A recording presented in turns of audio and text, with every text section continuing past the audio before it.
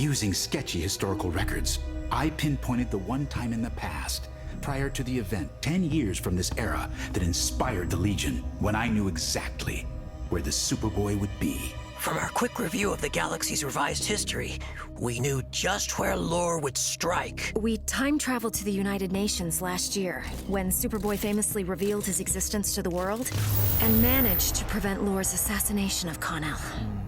And you thought that would be enough to revert the timeline. Been there, didn't revert that. Lore had escaped, and still had 10 years worth of opportunities. And with history now revised again, we had no idea when, where, or how Lore would strike. All we could do was shadow Superboy, using our powers to hide in plain sight, waiting for Lord Zod's next move. When we learned of Superboy and Miss Martian's trip to Mars, we followed them there. We did our best to keep an eye on Kon-El at all times. That was our plan, anyway. But Lore was on Mars too, with a plan of his own. By keeping this sphere out of sync with the time stream as I am now, I made it impossible for the Legionnaires to track me.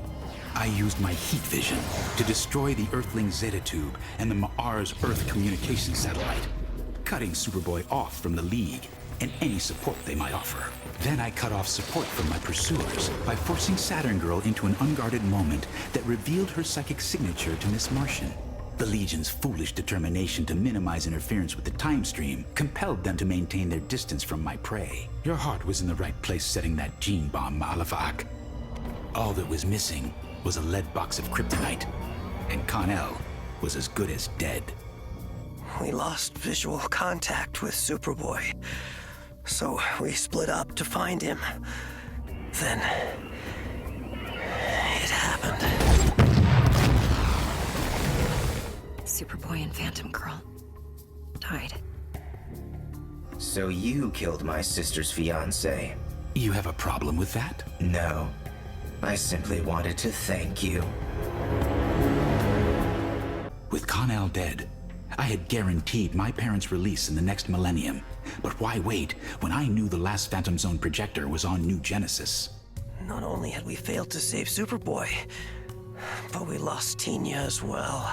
To make matters worse, Lord Zod found and destroyed our time sphere, stranding us here in the past. Been there. Stranded that. Fortunately, Miss Martian's retired bioship was no longer part of the historical record. So I opened my mind to her, and she agreed to help. We spent the next month traveling aboard her to Earth. For months I searched New Genesis for the projector, eventually learning it was stored in Metron's interdimensional vault. But even with this time sphere, I'd never succeed in retrieving it without aid. Back on Earth, we turned to the one person capable of replacing Superboy in our timeline. Oh, me? No! Superman! We told him as little as possible, but at least there was a chance he might take Superboy's place and become the Legion's inspiration. Then we came to you, the only true space-time expert in this era, on this planet. Which brings us to now, and our desperate need for your help. I traveled to Apocalypse, and using my assassination of Superboy as a calling card, appealed to Darkseid himself. We made a tentative deal, a winner-take-all arrangement, which he said was similar to a pact he'd made before, with some savage or other. Unfortunately, Darkseid's truce with New Genesis prohibited any overt intervention on his part, but he did provide resources, the two of you, and this device, the Kaiser Thrall. Together, we will find the coordinates to Metron's vault, steal the projector, and release my parents and the rest from the Phantom Zone. Then, the galaxy will be ours. Well, Step inside. Ta-da! As promised, one bioship, now with its very own cosmic treadmill!